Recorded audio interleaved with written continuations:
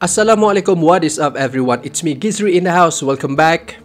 Welcome to my channel dan aku sentiasa doakan korang semua yang tengok video ni berada dalam keadaan sihat walafiat dan juga happy selalu. Jangan sedih-sedih, jangan stress, okay? It's not good for your health and trust me on this. True story guys, true story. Okay, kepada geng-geng burung hantu aku, terima kasih kepada korang yang dah join the club. Thank you so much. Semoga korang semua dimurahkan rezeki dan dipermudahkan segala urusan dunia dan akhirat.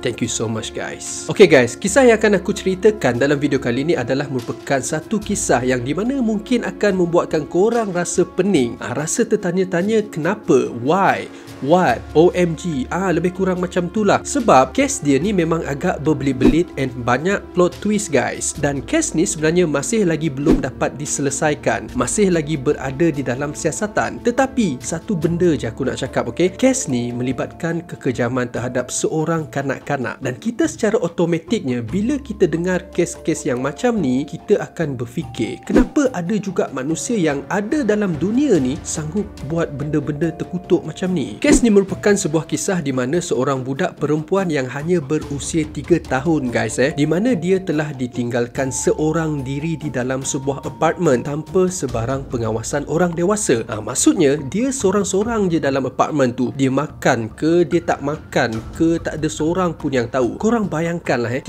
tahun guys budak ni, memang tak tahu apa-apa lagi. Dan yang lebih tragis, akhirnya budak ni telah dijumpai oleh pihak polis dalam keadaan yang dah tak bernyawa dekat dalam apartmen tu. Okey, tanpa membuang masa korang, jom kita akan buka cerita dia. Kita akan tengok macam mana kes ni boleh berlaku daripada awal sampailah mangsa meninggal dunia. Macam biasa, my name is Gizri and this is the story.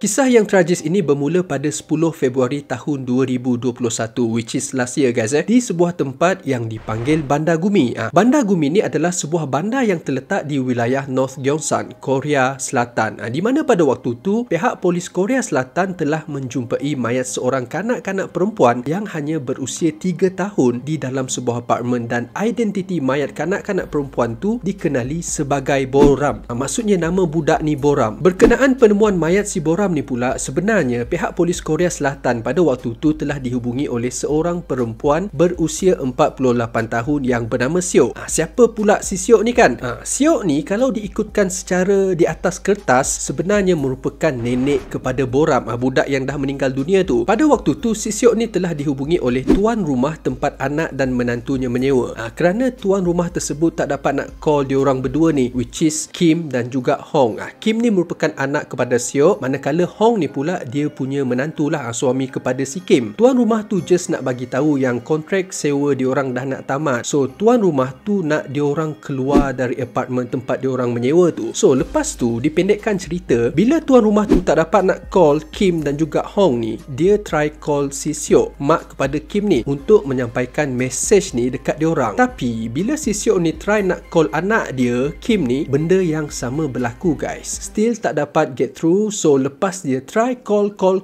still juga tak dapat. Siok dan suaminya akhirnya membuat keputusan untuk bergegas pergi ke apartmen tempat Kim dan Hong ni menyewa untuk pergi tengok lah kan, pergi periksa. Yelah, risaulah juga kalau ada apa-apa yang berlaku. Kebetulan rumah diorang ni tak berapa jauh. Dan apabila si Siok dan suaminya sampai dekat apartmen tu, diorang try ketuk-ketuk pintu, tekan-tekan loceng, tapi again, still tak ada siapa-siapa yang bukakan pintu, tak ada siapa-siapa yang menyahut. Then, bila dah jadi macam tu, diorang decide untuk masuk ke dalam apartmen tu melalui kunci pendua yang ada dekat diorang. Dan sebaik saja diorang ni masuk ke dalam apartmen tu, alangkah terkejutnya si Siok dan suaminya bila diorang ni terjumpa mayat Boram dekat dalam apartmen tu guys. Terkujur dekat lantai macam tu. Dan tak fikir panjang, diorang terus call pihak polis untuk melaporkan kejadian ni.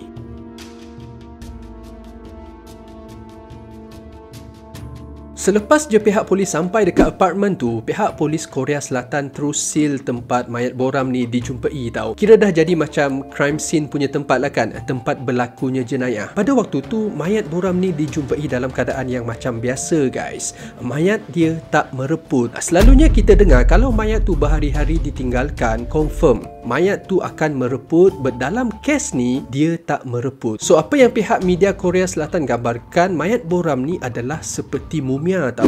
Korang mesti pernah dengar pasal mumia ni kan? Tapi bezanya mumia ni dia diawet supaya kondisi fizikal mayat tu tak mereput. Manakala mayat si Boram ni pula dipercayai tak mereput disebabkan suhu yang sangat sejuk dekat area Bandar Gumi tu dan juga keadaan suhu yang kering dekat dalam apartmen tu. Dan selepas pihak polis menjumpai mayat Boram ni, akhirnya pihak polis Korea Selatan time tu terus pergi cari Kim dan juga Hong, iaitu ibu dan bapa kepada si Boram ni, sebab mereka ni merupakan suspek utama kes ni berlaku tau. Dan dipendekkan cerita, bila Kim iaitu ibu kepada Boram ni telah ditahan oleh pihak polis untuk disoal siasat, korang nak tahu tak apa yang dia cakap? Dalam keterangan Kim, dia cakap yang dia memang sengaja tinggalkan Boram seorang-seorang dekat dalam apartmen tu. Sebab apa? Sebab dia benci dekat si Boram ni hanya kerana dia merupakan anak kepada bekas suaminya yang bernama Hong. Maksudnya si Kim dan Hong ni dah bercerai dah. Habis tu dia bukan anak kau ke?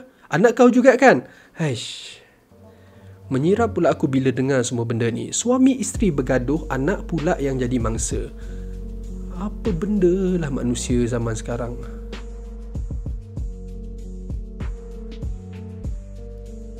Dan menurut siasatan awal yang dijalankan oleh pihak polis, apartmen tu memang didiami oleh pasangan suami isteri ni, which is Kim dan juga Hong. Dan mereka berdua ni juga memang secara atas kertasnya merupakan ibu dan juga bapa yang sah kepada Boram. Pada mulanya hubungan mereka berdua ni tak ada apa-apa masalah guys. Happy je macam keluarga-keluarga yang lain. Tapi setelah si Kim ni mengandungkan anak diorang yang kedua, si Hong ni dah mula curiga dengan Kim. Sebab dia cakap yang anak yang tengah dikandungkan oleh isteri dia tu bukanlah anak dia. Hong juga cakap yang si Kim ni curang dekat dia dan pernah menjalani hubungan dengan lelaki lain. So start dari situlah hubungan mereka berdua ni menjadi retak. Dan akhirnya pada bulan April tahun 2020, pasangan suami isteri ini dipercayai telah bercerai. So bila je lepas bercerai tu, si Hong ni dikatakan telah meminta Kim untuk menjaga Boram buat sementara waktu sehingga sumber kewangannya kukuh. Maksudnya lepas je dia stabil nanti mungkin dapat kerja yang income dia okey ke, dia akan mengambil semula hak penjagaan ke atas Boram. Dan benda ni pun telah dipersetujui oleh Kim. Namun apa yang berlaku lepas tu, si Kim ni pula yang telah mengabaikan Boram.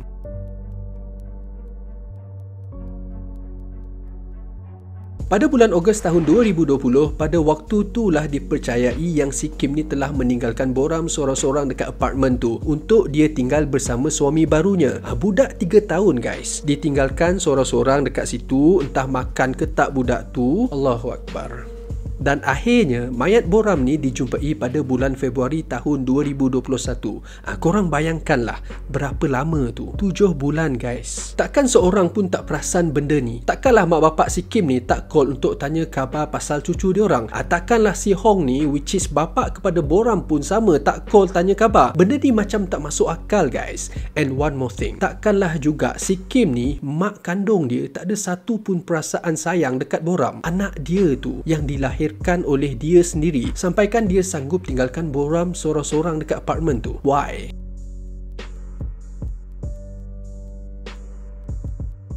So macam biasalah, lepas je kejadian tu, pihak polis Korea Selatan terus menjalankan bedah siasat ke atas mayat Boram. Dan di sinilah kes ni mula menjadi rumit, menjadi complicated. Kerana apa? Kerana selepas ujian DNA dijalankan, Boram ni sebenarnya bukanlah anak kepada Kim dan juga Hong. So persoalannya sekarang ni, Boram ni anak siapa? Korang nak tahu tak anak siapa? Hasil keputusan DNA tu menyatakan yang Boram ni sebenarnya anak kepada Siok, which is yang sepatutnya jadi nenek dia tu. Korang faham tak? Kalau diikutkan logik, maksudnya Boram ni adalah adik kepada Kim, bukan anak dia, adik dia. Memang pening pihak polis Korea time tu guys. Tapi kita jangan pening lagi So dah lepas jadi macam tu, pihak polis ni terus pergi tahan si Siok pula untuk disoal siasat. Selepas disoal berkali-kali, Siok ni tetap juga tak mengaku dan dia cakap mungkin ada kesilapan dalam ujian DNA tu, walaupun sebenarnya ujian tu telah dibuat berkali-kali guys. Suami si Siok ni pula pun turut menyokong kenyataan Siok yang dia cakap isteri dia tu dah tak mengandung selepas kelahiran Kim. Habis tu anak siapalah si Boram ni? Tapi kenyataan si Siok ni tak menghentikan siasatan pihak polis tau guys. Sehinggalah diorang dapat trace carian Google dalam handphone si Siok ni, di mana pihak polis ni dapat tahu yang si Siok pernah search dekat Google tentang cara-cara nak melahirkan anak seorang diri, cara-cara melahirkan anak tanpa pergi ke hospital and so on. Dan di sinilah carian si Siok ni macam ada kaitan dengan isu kematian si Boram. Seolah-olah Siok memang pernah menyembunyikan kandungan dia dari sesiapa tau. Selain tu difahamkan juga setelah pihak polis menjalankan siasatan secara terperinci, mereka mendapati yang si Siok ni sebenarnya pernah mempunyai hubungan dengan dua orang lelaki lain. So, bila pihak polis ni menjumpai kedua-dua lelaki yang pernah menjalankan hubungan bersama si Siok ni, diorang terus pergi mengambil sampel DNA dua orang lelaki tu. Kot-kot mungkin salah seorang daripada mereka berdua ni merupakan bapa kepada Boram. Tetapi guys, hasil laporan dari ujian DNA tersebut juga mengatakan DNA mereka berdua pun tak sepadan dengan DNA Boram. Makin pening guys, makin pening tau. Persoalan demi persoalan terus timbul untuk mencari siapa sebenarnya bapa kepada si Boram. Okey, kita berbalik kepada Kim dan juga Hong. Bila si Hong ni dipanggil untuk disoal siasat dan dibuat ujian DNA, benda yang sama juga berlaku. Dia bukanlah bapa kepada si Boram. Tetapi Hong ni cakap yang isteri dia pada waktu tu, si Kim ni memang telah melahirkan seorang bayi perempuan. Sebab dia ada sekali dalam labor room tu sewaktu Kim ni tengah melahirkan anak dia dan dia tengok dengan mata kepala dia sendiri guys. So, soalannya kali ni pula, adakah anak yang dilahirkan oleh Kim ni memang Boram ataupun bukan? Ataupun adakah si Kim dan juga Siok ni, anak beranak ni, memang sama-sama tengah mengandung pada waktu tu dan sama-sama melahirkan anak. Kemudian si Siok ni pergi tukar anak dia dengan anak Kim. Memang pening guys. Dah jadi macam sinetron pula dah, tukar-tukar bayi. Tapi macam mana dia tukar bayi tu? Adakah si Kim ni tak tahu ataupun kedua-dua anak beranak ni bersekongkol? Selepas tu macam mana pula dengan cerita bayi yang seorang lagi tu? Adakah masih hidup ataupun sebaliknya? Semuanya macam masih lagi menjadi misteri yang belum terungkap guys.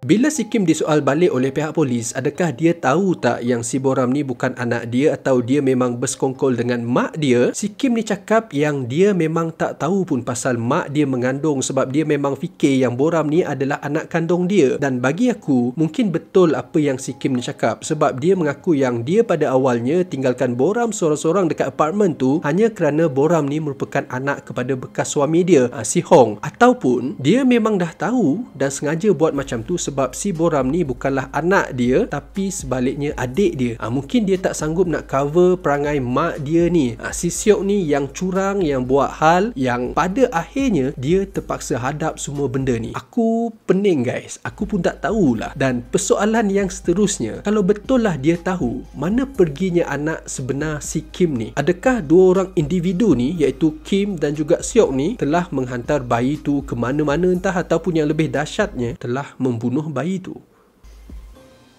Pening. Allah.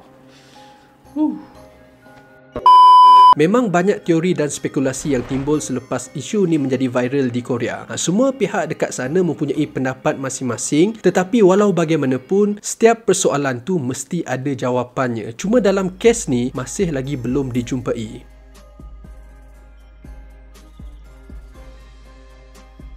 Dan pihak polis Korea sehingga sekarang ni masih lagi tak dapat nak mengenal pasti siapa sebenarnya bapa kandung kepada si Boram. Tapi apa yang pasti, dalam kes ni hanya Siok yang tahu dan dia memang tak nak bagi kerjasama tentang perkara ni. Dipendekkan cerita, akhirnya kedua-dua individu ni antara Siok dan juga Kim, sekiranya mereka berdua ni didapati bersalah, mereka mungkin akan dijatuhkan hukuman mati mengikut undang-undang di Korea Selatan, di mana pada 26 Februari tahun 2021, pada waktu tu pihak pihak parlimen di Korea Selatan telah bersidang di mana diorang telah bersepakat meluluskan akta yang dipanggil The Jong-in Act. The Jong-in Act ni kira-kira bermaksud sesiapa sahaja yang mendera, mencederakan anak-anak mereka dengan sengaja ataupun tak sengaja sehingga menyebabkan kematian, hukuman yang diorang ni akan dapat nanti adalah hukuman mati, guys. Dan akta ni dicipta selepas terjadinya satu lagi kes yang sebelum kes Boram ni berlaku, di mana seorang bayi perempuan yang bernama Jong-in telah didera oleh ibu bapa angkatnya sehingga Jong-in ni telah meninggal dunia pada bulan Oktober tahun 2020.